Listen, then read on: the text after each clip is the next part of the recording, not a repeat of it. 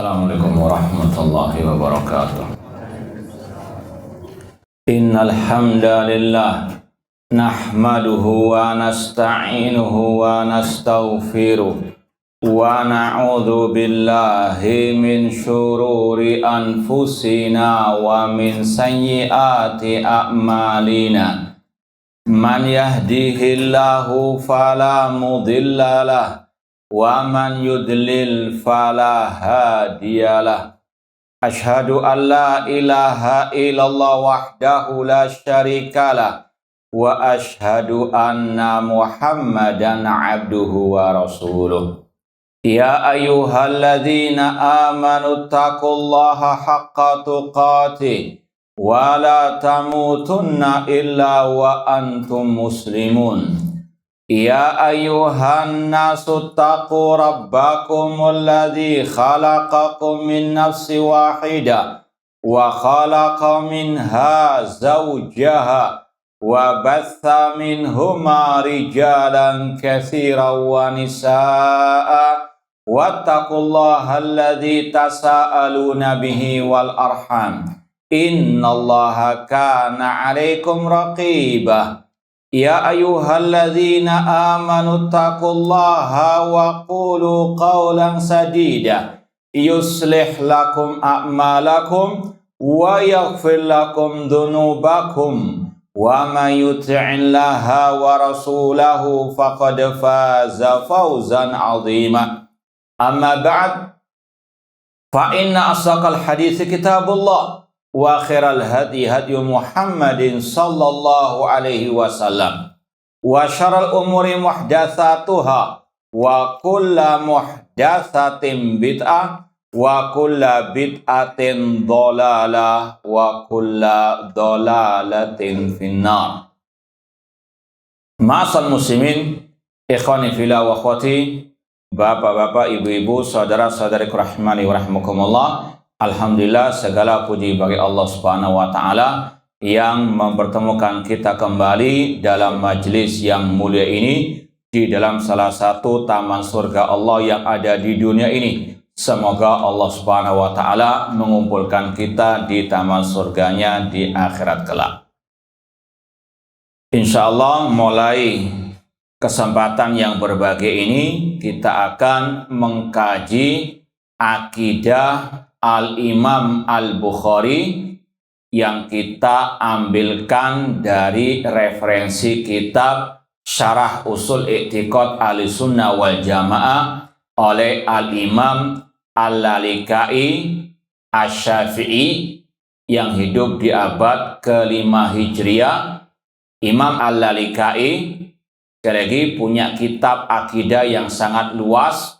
Judulnya Syarah Usul I'tiqad Ahlussunnah wal Jamaah.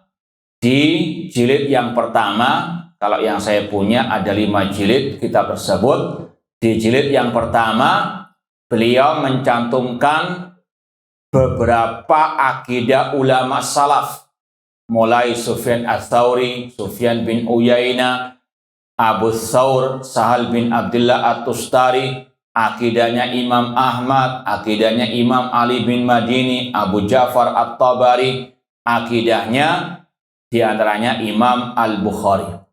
Ya, sekali lagi, ini kita ambil dari kitab Syarah Usul I'tiqad Ahlussunnah wal Jamaah. Sebelum kita masuk kepada poin inti pembahasan akidah Imam Al-Bukhari, perlu kita sampaikan sedikit biografi beliau. Sebagaimana kata orang kita, tak kenal maka tak sayang. Meskipun kita semuanya insya Allah sudah tidak asing dengan nama Imam Al-Bukhari, namun sedikit nambahkan informasi tentang biografi beliau. Yang pertama, nama lengkap beliau Imam Al-Bukhari itu dikenal dengan Imam Abu Abdillah. Kunyanya beliau Muhammad bin Ismail bin Ibrahim bin Mughirah bin Bardisbah. Beliau dari Bukhara. Bukhara itu sekarang negara Uzbekistan. Ya, ada di negara namanya Uzbekistan. Dulu namanya tempatnya Al-Bukhara. Ya, namanya Bukhari dinisbatkan kepada tempat Bukhara yang ada di Uzbekistan sekarang. Beliau terlahir tahun 194 Hijriah. Imam Bukhari lahir tahun 194 Hijriah. Beliau terlahir dalam keadaan yatim, kemudian diasuh dididik oleh ibunda beliau, dan ada kejadian yang sangat menakjubkan sekali. Beliau waktu kecil pernah, kalau kita bisa katakan, buta mata beliau, cacat mata beliau, namun alhamdulillah pernah suatu saat ibundanya beliau mimpi bertemu dengan Al-Khalil Ibrahim alaihissalam. Ini sekali lagi ceritanya sahihah masyhurah di kalangan para ulama dalam biografi beliau. Ketika sang ibundanya bermimpi ketemu dengan Nabi Ibrahim Al-Khalil alaihissalam, Nabi Ibrahim berkata kepada sang ibunda Imam Bukhari, "Ya hadhihi qad raddallahu basara ibniki likathrati du'aiki au bukaiki." Kata Nabi Ibrahim alaihissalam, "Wahai sang ibu, wahai sang perempuan, Allah sudah mengembalikan penglihatan putramu karena banyaknya doamu dan karena banyaknya tangisanmu." Ini sekali lagi ada pelajaran berharga terutama bagi orang tua untuk banyak mendoakan anaknya dengan kebaikan, karena sekali lagi Allah Maha mengabulkan terutama doa al-walid liwaladihi, doa orang tua kepada putranya ataupun kepada anak-anaknya. Dan para ulama juga memperingatkan jangan sampai terlontar doa yang jelek atas putra-putri kita karena khawatir dikabulkan oleh Allah Subhanahu wa Ta'ala. Maka doakan anak-anak bagaimanapun keadaannya, bagaimanapun kenakalannya, doakan dengan doa yang baik. Semoga Allah memberikan kepada kita anak-anak yang soleh dan solehah. Taib, intinya Imam Bukhari rahimahullah dulu pada waktu kecil buta mata beliau atau sakit penglihatan beliau, namun Allah Subhanahu wa Ta'ala kembalikan tadi dengan doa sang ibunda beliau.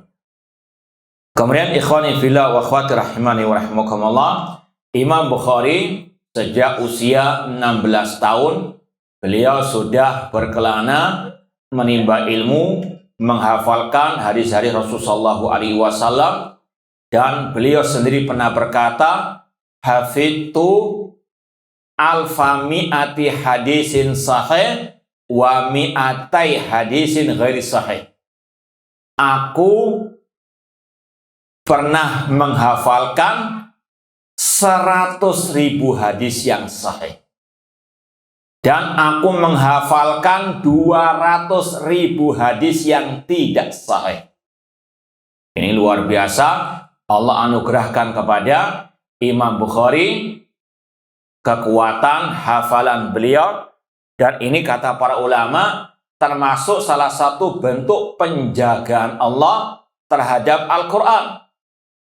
Allah berfirman, "Inna nahnu nazzalna dzikra wa inna lahu lahafizun."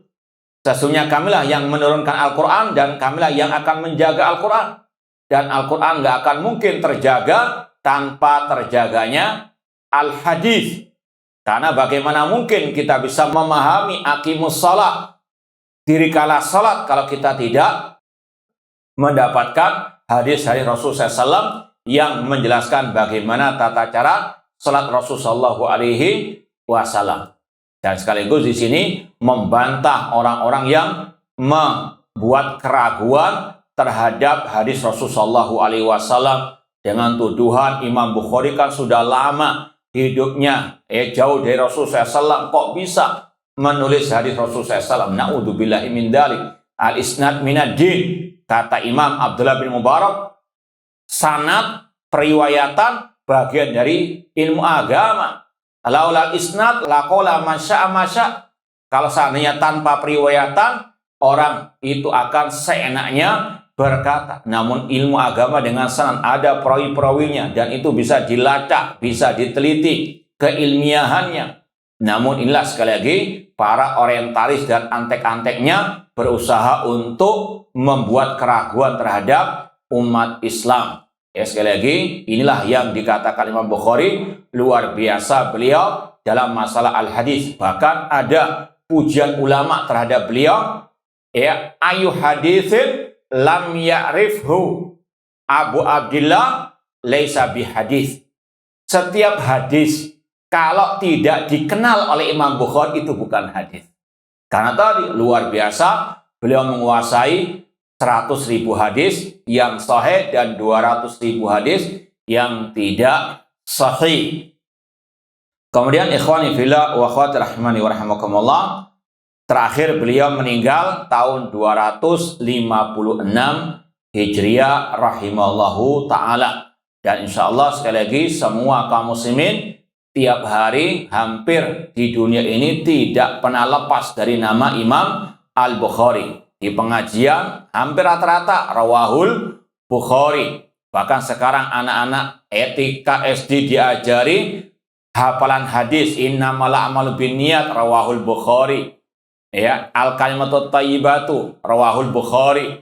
Ya, sekali lagi dunia terus berputar waktunya kan.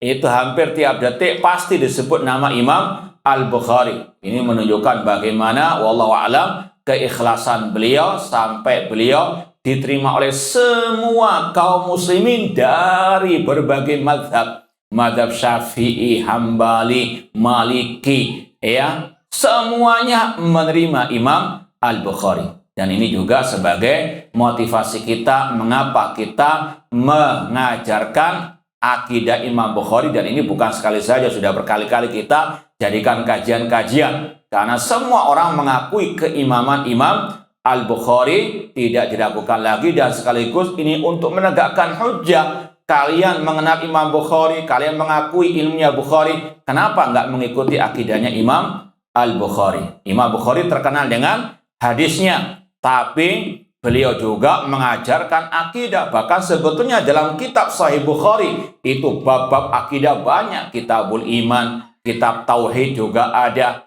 Cuma memang jarang diekspos di tengah-tengah kaum muslimin. Padahal itu yang sangat berharga, apalagi bagi ahli sunnah wal jamaah. Saya tidak ingin lama-lama kita nyampaikan mukaddimah ataupun biografi beliau. Langsung saja kita baca sebagian mukaddimah Imam Bukhari karena agak panjang berkaitan dengan nama-nama guru-guru beliau.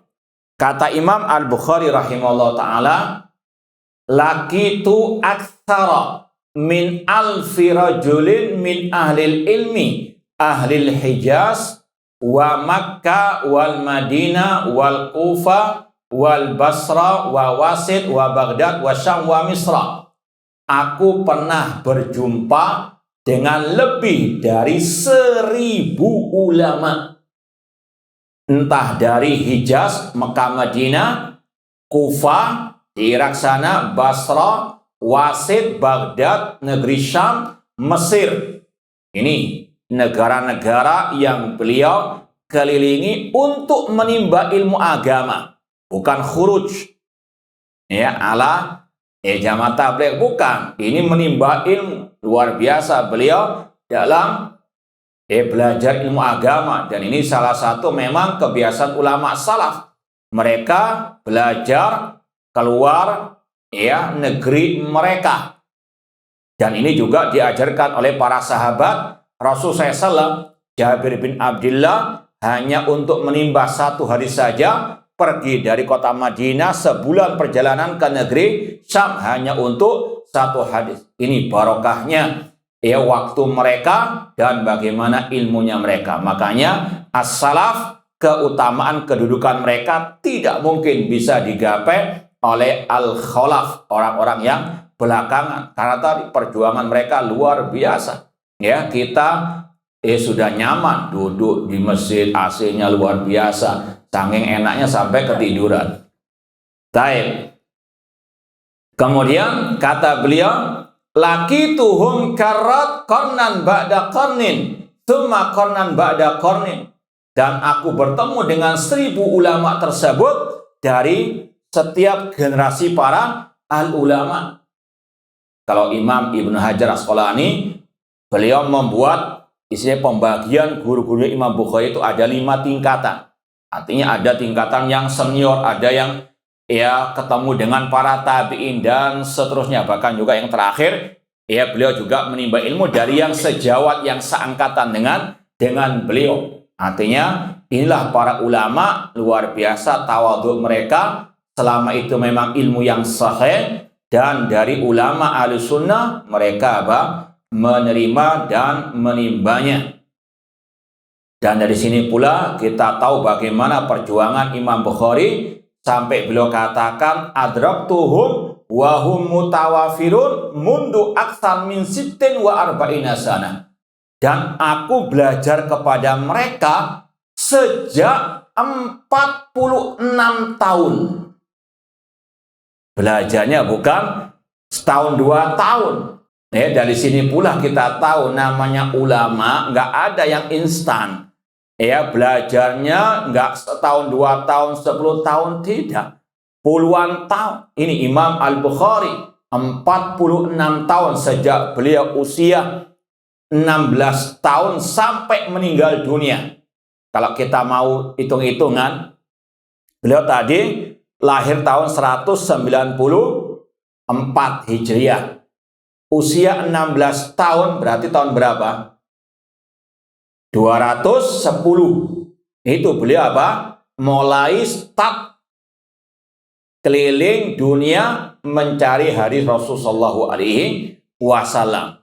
210 ditambah 46 berapa? Ini pedagang-pedagang sudah langsung apa? 256. Artinya sejak usia 16 tahun ini sebetulnya start belajar hadisnya.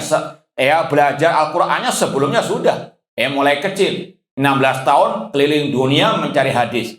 Sampai meninggal dunia 256 Hijriah, tahun wafatnya Imam Al-Bukhari. Inilah yang dikatakan oleh gurunya Imam Bukhari, yaitu Imam Ahmad, bahwasanya talabtul ilma minal mahdi ilal lahd.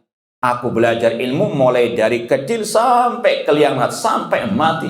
Dan itulah yang selayaknya kita jadikan toladan, contoh. Kita belajar sampai akhir hayat kita, terus belajar dan belajar. Banyak yang masih belum kita ketahui, atau paling tidak minimal untuk mengokohkan ilmu kita, apalagi yang berkaitan dengan akidah, apalagi di zaman yang penuh fitnah syubhat. Berapa banyak orang yang berguguran dari akidah Ahlussunnah, yang dulunya di atas akidah Ahlussunnah. Maka jangan pernah bosan belajar ilmu agama, apalagi tentang al-akidah. Dari satu akidah ulama salah pindah kepada yang lainnya.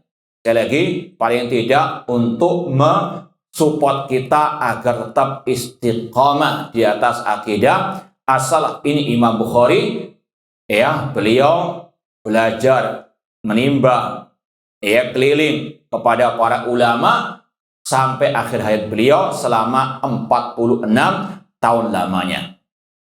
Dan dari sini kata para ulama, akidah yang beliau tulis sekarang yang akan kita pelajari ini, inilah akidah terakhir beliau. Artinya beliau tidak berubah akidahnya. Dan ini juga sebetulnya sudah ada tadi dalam kitab Sahih Al-Bukhari. Cuma ini ringkasannya. Dan ini salah satu keistimewaan akidah Imam Bukhari.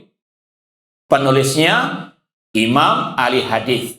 Semua mengakui akan keilmuannya dan kebersihan akidah beliau. Dan yang kedua, ini ringkasan kitab akidah salaf. Kalau yang mau luas tadi secara akidah Imam Al-Lalikai, ini cuma ringkasan saja. Kemudian yang ketiga di antara keistimewaannya, beliau sebutkan juga dengan dalil-dalilnya. Dan sekaligus ini ijma para ulama. Beliau mengatakan, aku bertemu lebih dari 1000 ulama. Kemudian beliau sebutkan siapa di antara mereka, ada kurang lebih 45 kalau tidak salah yang disebutkan oleh beliau, nggak semuanya, untuk meringkas saja. Ya, kita ringkas lagi. Di antaranya yang kita kenal, yang kita sudah khatamkan pembahasannya sebelum ini. Ada yang masih ingat enggak? Kita sebelum bulan lalu kita di sini mengkaji kitab apa? Ushulus Sunnah karya Imam Al-Humaidi. Beliau gurunya Imam Al-Bukhari. Jadi ini yang juga kita jadikan motivasi setelah belajar akidahnya sang guru yang bernama Imam Al-Humaidi. Sekarang kita belajar akidahnya sang murid dan tidak ada bedanya, dalam artian satu kesatuan dalam akidah, dan itulah ciri khas Ahlussunnah dalam akidah, tidak berbeda dalam prinsip akidah, satu kesatuan dan tidak berubah-ubah, tidak mencela-mencela, tidak pelin-pelan. Dan sekaligus dari sini inilah guru dan murid yang setia, yaitu apa? Setia dengan akidah salaf. Jangan sampai gurunya yang menyimpang, muridnya yang istiqomah. Jangan sampai muridnya yang istiqomah, gurunya yang menyimpang. Karena bisa jadi guru menyimpang, bisa jadi murid menyimpang. Namun ini guru dan murid setia sampai mati di atas akidah as-salaf. Beliau belajar kepada Imam Al-Humaidi ketika di kota Mekah. Demikian pula di antara gurunya Imam Bukhari, Imam Ahmad bin Hambal rahimahullahu ta'ala, dan juga Imam Yahya bin Ma'in. Demikian pula masih banyak yang lainnya. Dan pujian para guru-guru beliau terhadap sang murid sangat luar biasa. Imam Ahmad pernah mengatakan, ma'akhrajat Khurasan misla Imamil Bukhari. Tidaklah negeri Khurasan yang ada di negara Iran dan Afghanistan itu tidak akan mengeluarkan lagi ahli ilmu ulama semisal Imam Al-Bukhari. Dan di antara murid Imam Bukhari, Imam Ibnu Khuzaimah yang dikenal dengan Imamul A'immah, murid dari muridnya Imam Syafi'i juga. Imam Ibnu Khuzaimah pernah berkata, ma ra'aitu rajulan a'lam bihadisi Rasulullah SAW wa ahfad lahu min Abi Abdillah. Tidak pernah aku melihat seseorang tahta adimi sama yang di kolong langit lebih pandai, lebih menghafal hadis dibandingkan Imam Al-Bukhari. Sekali lagi, keimaman beliau dalam masalah hadis tidak bisa diragukan lagi, bahwa amirul mukminin fil hadis. Kemudian ringkasnya beliau mengatakan tadi, aku pernah berjumpa dengan lebih dari 1000 ulama di seluruh penjuru negeri tadi. Kemudian beliau mengatakan, fama ra'aitu wahidan minhum yakhtalif fi hadil asya. Dan aku belum pernah melihat seorang pun dari lebih dari 1000 tersebut yang berselisih pendapat dalam hal-hal berikut ini, yaitu dalam permasalahan pembahasan akidah. Ini ada kurang lebih 8 atau 9 poin saja pembahasan akidah Imam Al-Bukhari ini. Intinya di sini tadi, inilah ijma' salaf dalam akidah. Dan kata Imam As-Sam'ani rahimahullah, yang juga bermadzhab Syafi'i, di antara yang menunjukkan bahwasanya ahlul hadis Ahlussunnah di atas kebenaran, mereka adalah orang yang benar, yaitu kalau Anda meneliti kitab-kitab mereka tentang akidah, meskipun penulisnya berbeda zaman dan negaranya, engkau mendapati akidah mereka satu. Makanya Syekhul Islam Ibnu Taimiyah rahimahullah mengatakan, al-i'tiqadu laisa li wa laisa liman huwa akbaru minni. Akidah bukan karanganku, bukan karangan orang-orang yang lebih senior dariku.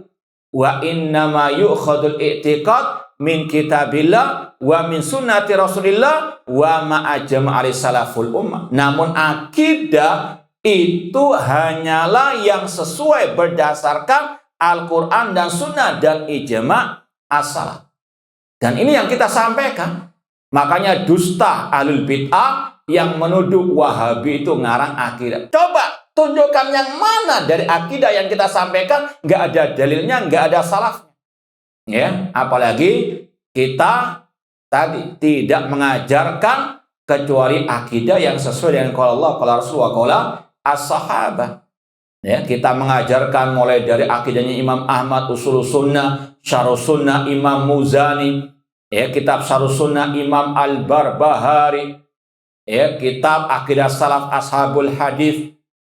Ini sekali lagi ulama-ulama salaf jauh sebelum Syekhul Islam Ibnu Taimiyah, jauh sebelum Syekhul Islam Muhammad bin Abdul Wahab. Namun ketika kita mengajarkan akidahnya Ibnu Taimiyah, ketika kita mengajarkan akidahnya Syekh Shalih bin Fauzan misalnya yang hidup sekarang ini, karena akidah mereka sama dengan akidah salaf, kalau berbeda kita nggak mau mengajarkan. Ya, sekali lagi kalau kita misalnya ditantang membuktikan, dan sudah sering kita buktikan, kalau kita misalnya di Surabaya terutama, kalau kita ngajar kitab Akidah Wasithiyah, kadang kita iringi dengan kitab salaf, akidahnya Imam Ibnu Khuzaimah. Ya, kita bawakan referensi akidah yang lain. Gak ada bedanya, satu kesatuan. Dan ini yang juga ditegaskan Imam Bukhari, ulama-ulama salaf satu dalam masalah akidah. Masalah fikih banyak khilaf, ya, namun satu kesatuan dalam al-akidah. Baik. Kemudian Imam Al-Bukhari rahimahullah memulai menyebutkan ringkasan akidah beliau. Yang pertama, an-din qaulun wa amalun. Bahwasanya agama itu adalah ucapan dan perbuatan. Ini juga yang diucapkan oleh Imam Al-Humaydi yang sudah kita pelajari, bahwasanya agama yang dimaksud dengan ad-din adalah al-iman. Ini sinonimnya. Ad-din, al-iman, al-bir, at-taqwa. Ya, itu satu sinonim yang artinya tadi sesungguhnya agama atau keimanan harus dengan ucapan dan perbuatan. Kalau ada yang bertanya, mana keyakinan kok nggak disebut? Maka kata Syekhul Islam dalam kitab Akidah Wasithiyah, al-qaul itu ada dua, ucapan itu ada dua.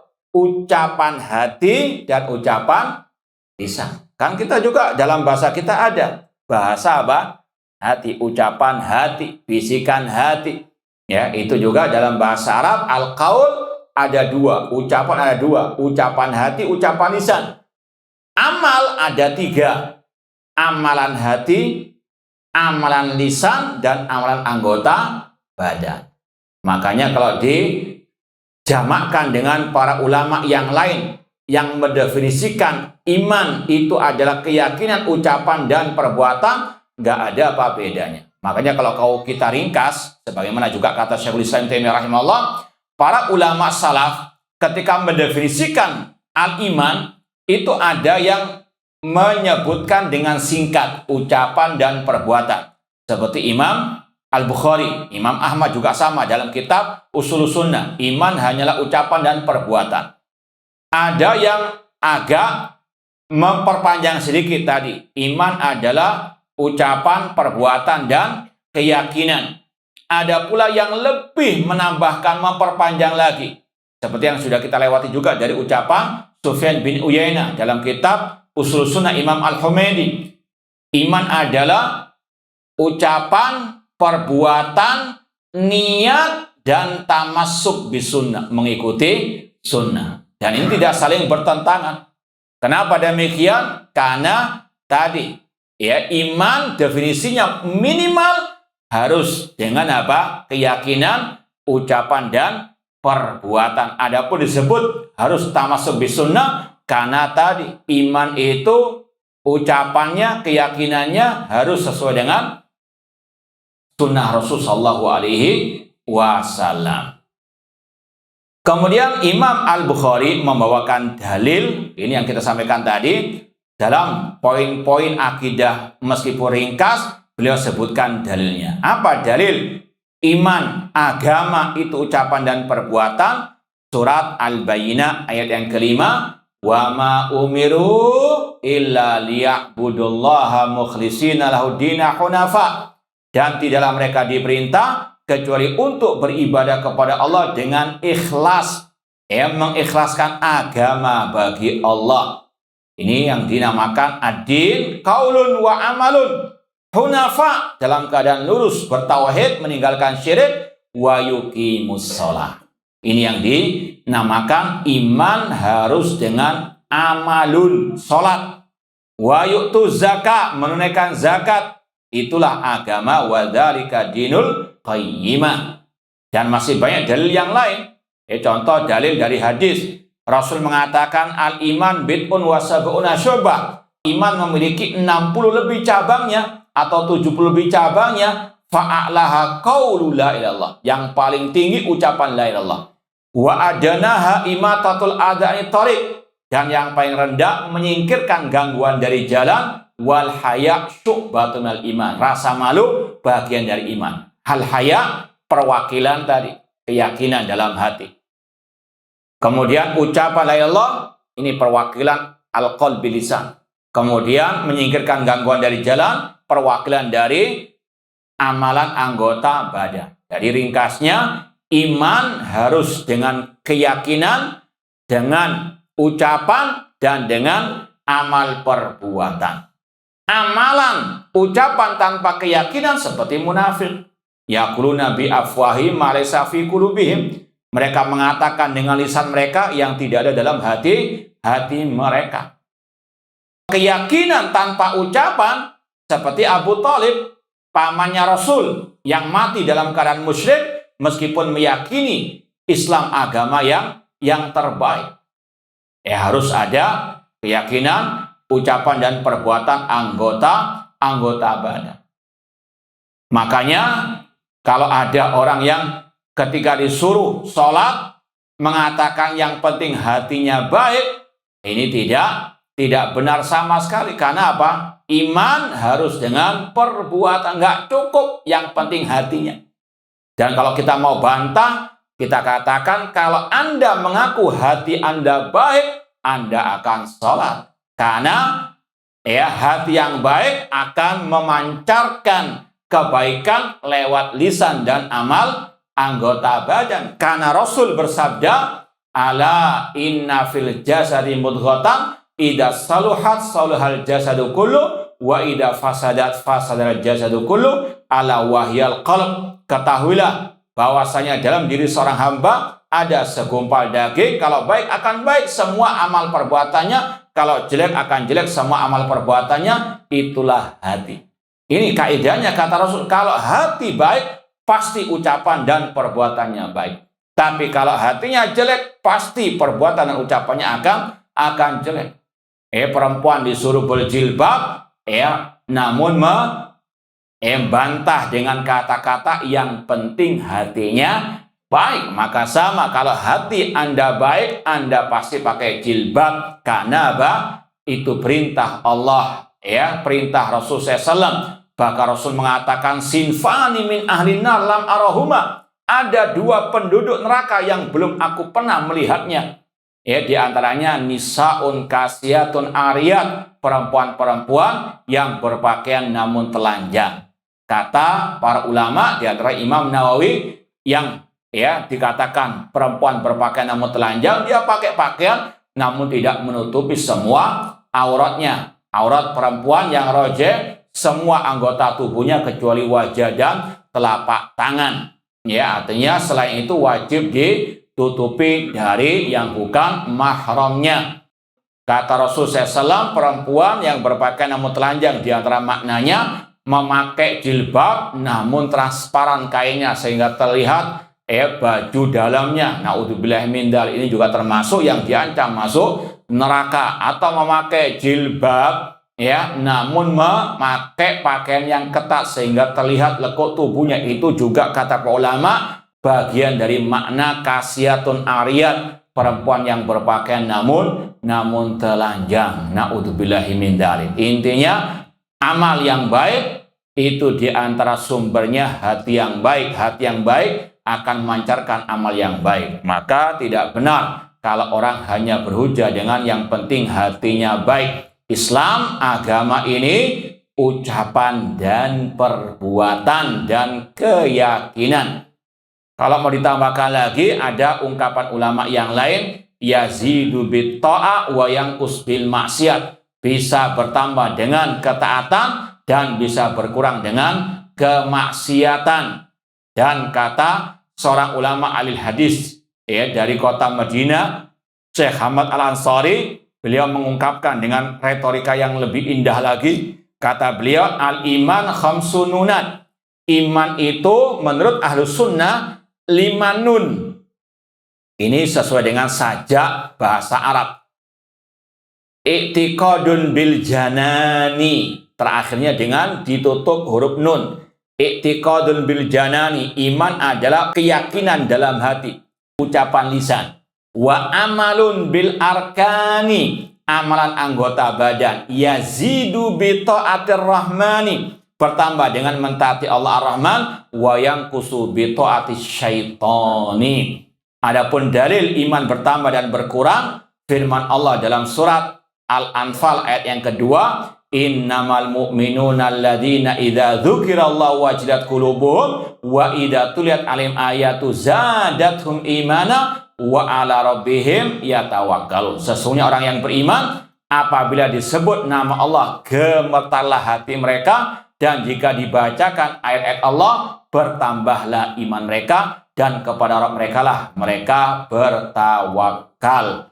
Semoga Allah senantiasa menambahkan iman kepada kita dan menjaga iman kita dan mengakhiri hidup kita dengan Islam wal iman wa tauhid was sunnah. Gimana? Lanjut apa cukup? Hah? Baik. Ma'asal muslimin ikhwani fillah wa akhwati rahimani wa rahmakumullah. Kata para ulama, dibahas pembahasan ini bahkan di tadi Imam Bukhari sebelum menyebut poin-poin yang lain, beliau menyebut pembahasan definisi iman karena kesesatan pertama kali muncul di tengah kaum muslimin itu berkaitan dengan al-iman. Kalau kita kembali kepada ucapan seorang ulama salaf dari kalangan tabi'in yang bernama Abdullah bin Mubarak rahimahullah. Beliau mengatakan aslu isnataini wa sab'ina hawan arba'atu ahwa. Nenek moyang kelompok sesat di tengah kaum muslimin ada 4. Syi'a Rafidhah, Khawarij, Al-Murji'ah, dan Al-Qadariyah. Dan yang pertama muncul di antara kelompok Al-Khawarij yang mereka membunuh Ali bin Abi Thalib.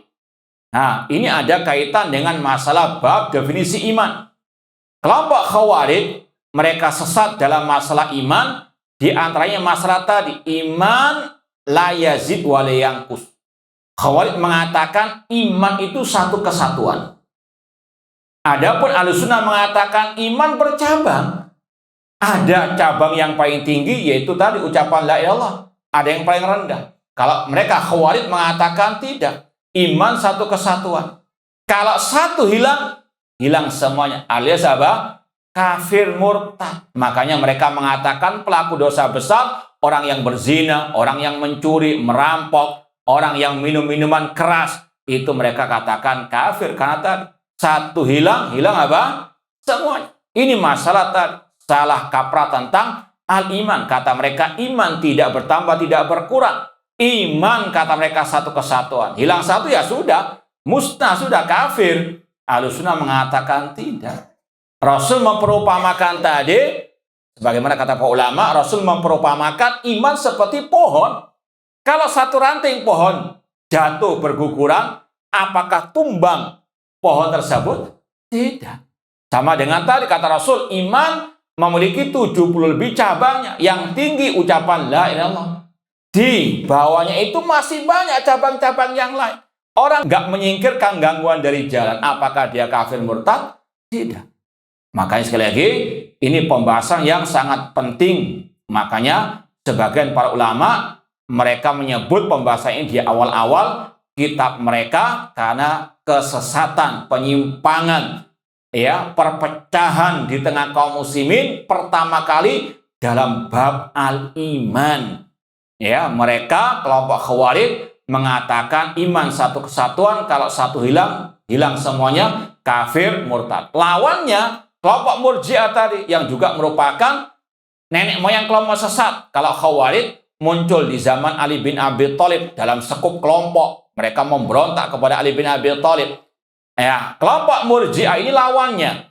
Mereka muncul di akhir-akhir zaman para sahabat atau di awal-awal zaman para tabi'in. Mereka punya akidah iman hanyalah ucapan dan keyakinan. Mereka mengatakan iman ya hanyalah keyakinan dan ucapan. Perbuatan bukan bagian dari iman. Mereka sama dengan Khawarij mengatakan iman nggak bercabang. Iman satu kesatuan. Cuma bedanya di akhirnya. Kalau Khawarij mengatakan kalau orang itu ya berbuat kemaksiatan, kafir, hilang imannya. Kalau Murji'ah mengatakan karena amal bukan bagian dari iman, maka apapun yang dilakukan oleh seorang muslim, seorang mukmin tidak mengurangi, tidak memadaratkan, tidak mempengaruhi imannya. Imannya utuh. Orang yang paling fasik, ya, orang yang sangat luar biasa maksiatnya, ya, kata mereka imannya sama dengan imannya Abu Bakar wa Umar.